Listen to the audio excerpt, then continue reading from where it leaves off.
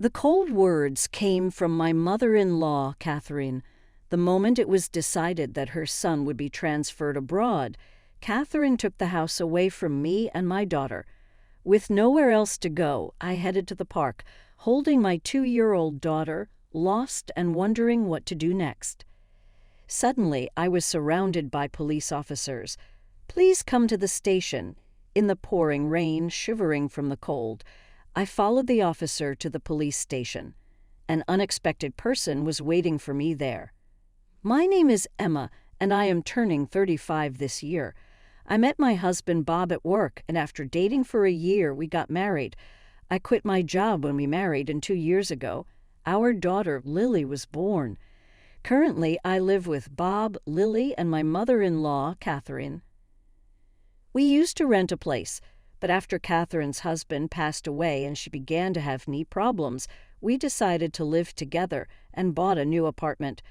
We considered buying a house, but given Catherine's bad knees, we thought it would be best to live somewhere with good transportation access.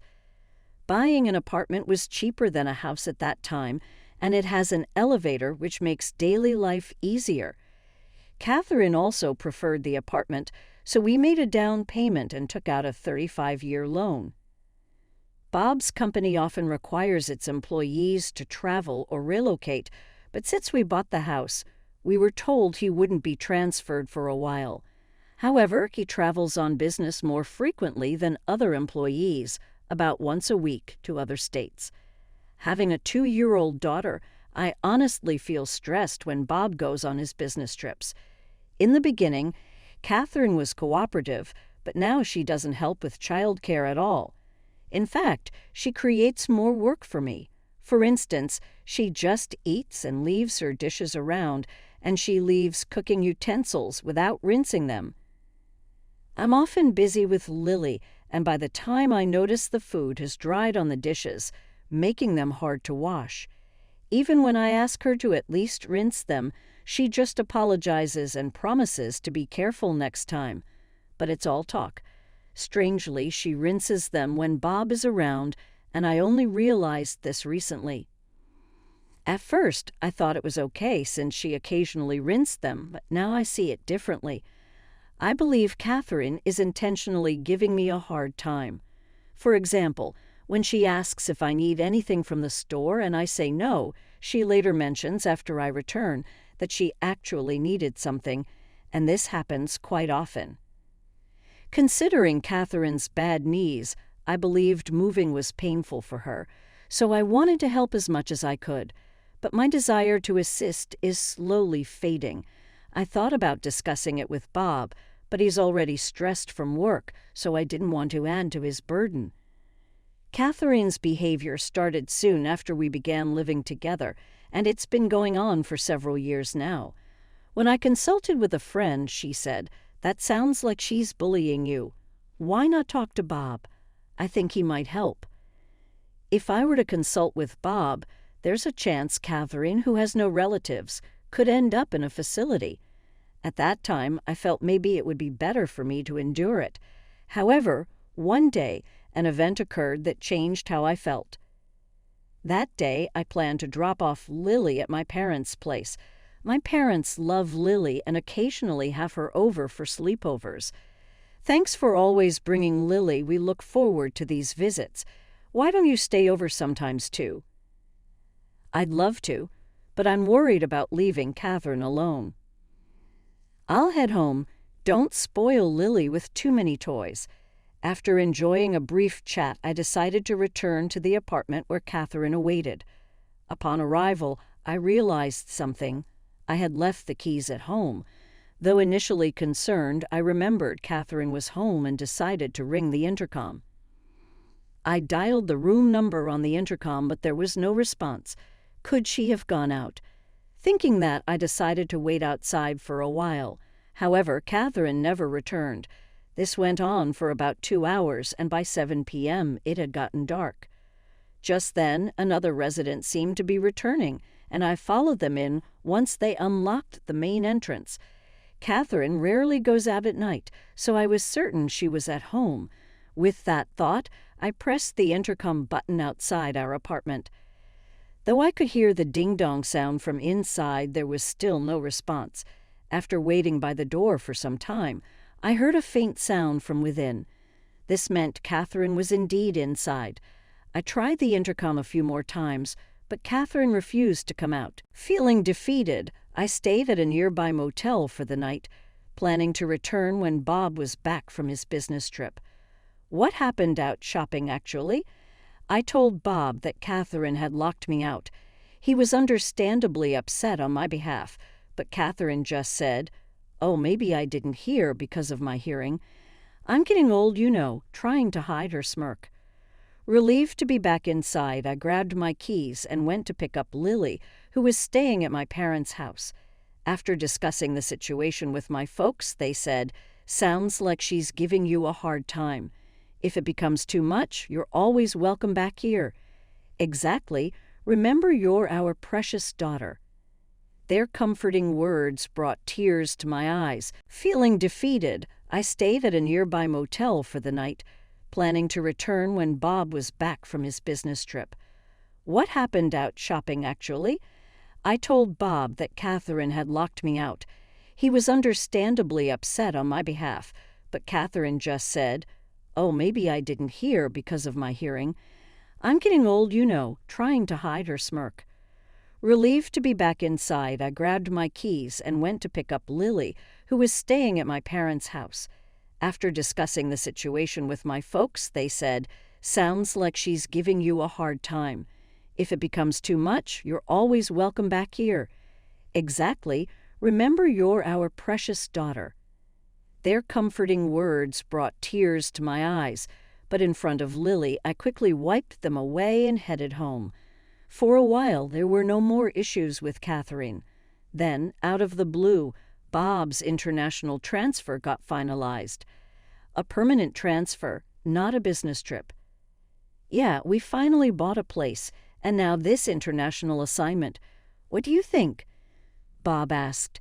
I couldn't answer Bob's question immediately, considering the potential stress for Lily. I decided it would be best for the two of us to stay in the U.S. Soon after the decision, Bob had to leave for Europe. Although he was concerned about us, he seemed too swamped with work to give it much thought. So the life of me, Lily, and Catherine was about to begin. However, as expected, living with Catherine turned sour the moment Bob left for Europe. Her attitude changed dramatically. That day, a storm was approaching, and it was dangerous to venture outside. And yet, Catherine dropped a bombshell on me. "Now that Bob's gone, wouldn't it be better if you and Lily move out?" "Excuse me, what do you mean?" "Just what I said. I'll take over from here. I just feel I can't relax with strangers in the house. I'd appreciate it if you could leave right now." I was in complete disbelief at Catherine's audacity. It's true that Catherine and I aren't related, but I've always tried my best to make our cohabitation comfortable. At the very least, I've always treated her as family. However, to Catherine, it seems we were just an afterthought. I was considering gathering my things and heading back to my parents' place when she told me, "Instead of dilly-dallying, why don't you just get out?" Before I knew it, dressed as we were, Lily and I were thrown out of our own home. No matter how much I banged on the door, Catherine wouldn't come out. Lost and confused, I carried Lily through the pouring rain to a nearby park. There was a roof there, which I thought might offer some shelter from the rain. Ideally, I would have checked into a motel or returned to my parents' place, but I'd left both my wallet and phone inside the house. I felt helpless and sat in the park, trying to figure out our next move. I'm not sure how much time passed in the torrential downpour. Overwhelmed by fatigue and cold, I began to doze off. It was already dark, and even though it was summer, the cold was biting, and I feared we might catch a cold. As bad as things were, it seemed the only option was to walk to my parents' home, but it would be a 3-hour walk. As I was contemplating our situation, I saw 2 distant lights approaching. Given the rain, I couldn't see clearly, but the lights belonged to 2 police officers. I thought maybe they could help. They responded, We'll explain everything once we're back at the station. For now, just try to relax." Exhausted, I soon fell asleep and woke up to find we had arrived at the police station. Following the officers inside, to my surprise, I saw Catherine and my uncle. "Uncle, what are you doing here?" He explained, "Bob contacted me. He suspected you might be having issues with his mom, and since he's abroad, he wanted me to keep an eye on things for him." According to my uncle, Bob had spoken to him about this issue before. He said Bob had requested him to keep an eye on things since he couldn't be there himself. Being overseas, it turns out he saw us in the rain earlier today. He was considering taking us in himself, but thought Catherine's behavior was extreme, so he reported it to the police. That's why the officers knew our whereabouts and came to get us. Catherine had also been asked to come to the police station. She sat on a sofa glaring at me, seemingly clueless about why she was there. "Why do I have to be here? I have a bad knee, you know. If Bob was here, this wouldn't be happening," Catherine protested. But this entire situation was a result of Bob asking my uncle for help. In discussions with the police, there was a high likelihood that the events might have legal implications. Hence, I was advised to consider hiring an attorney. "An attorney? That's an overreaction. I just locked the door, that's all. I didn't do anything else," Catherine argued. "Do you even realize what you've done? You threw Emma and a little child out in torrential rain. That's not something forgivable. My uncle stood up for us and stated that, in fact, I was the rightful owner of the house." "That's impossible. Bob is the head of the household. He's the rightful owner.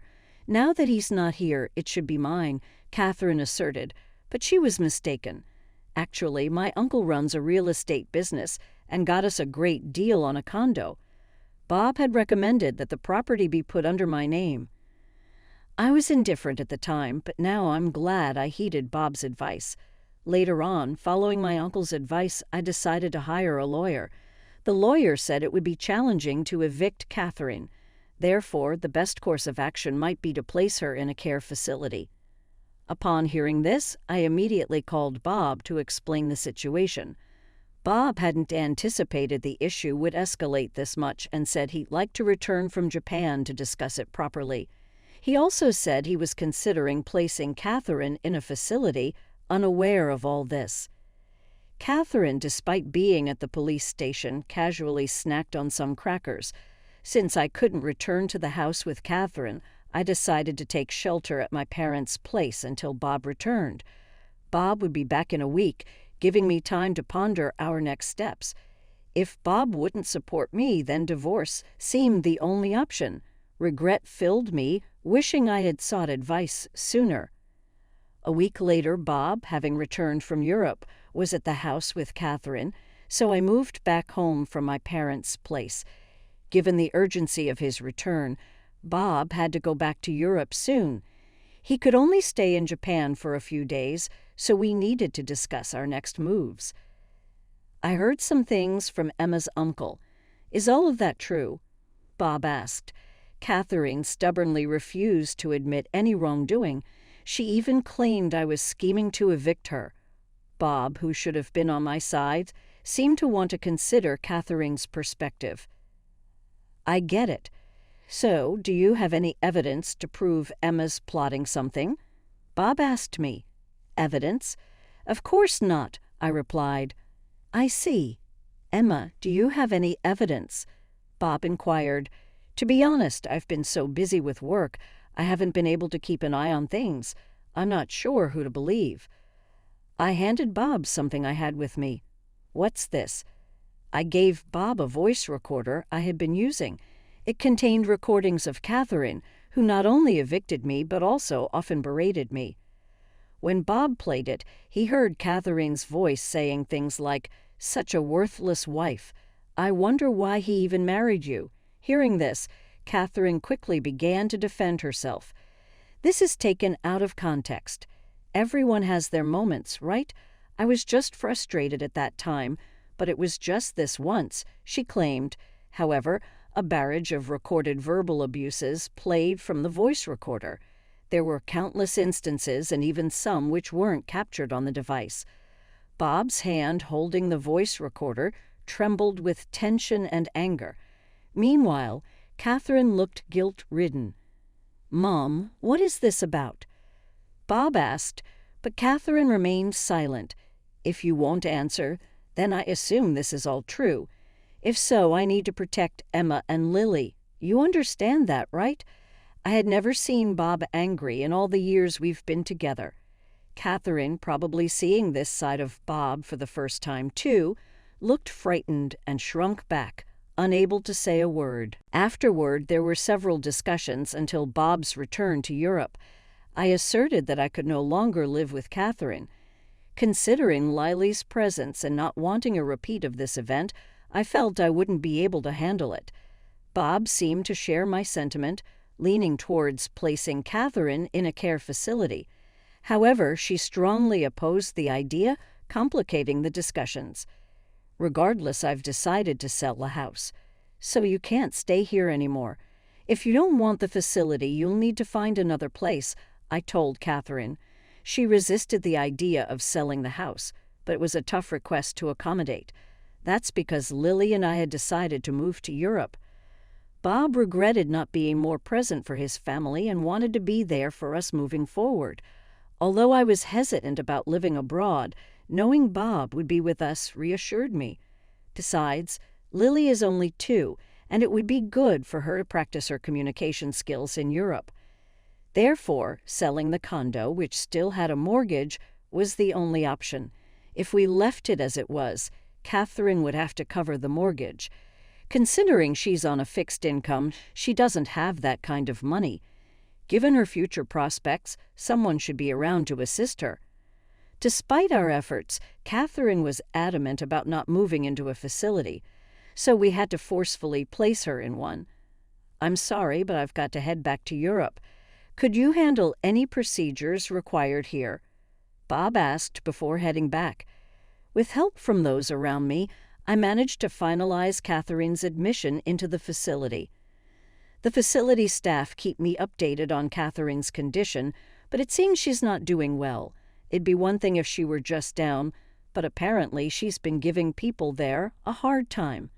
Before heading to Europe, I went to visit her to see how she was doing, but she lashed out at me, saying, "What's the big idea? Why have you locked me up in this place?"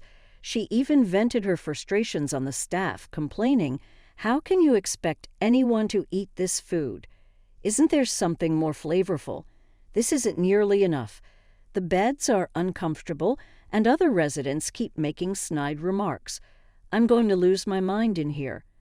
When I apologized to the staff, they were very understanding. "It's all good," one of the staff members assured me. "We see this kind of behavior often. Just leave it to us. We'll keep you in the loop, and if anything comes up, we'll give you a ring." Despite all the harassment I got from her since we used to live together, I couldn't help but feel worried as I headed to Europe. Upon arriving in Paris, Bob met me at the airport, and we headed to the apartment we'd rented.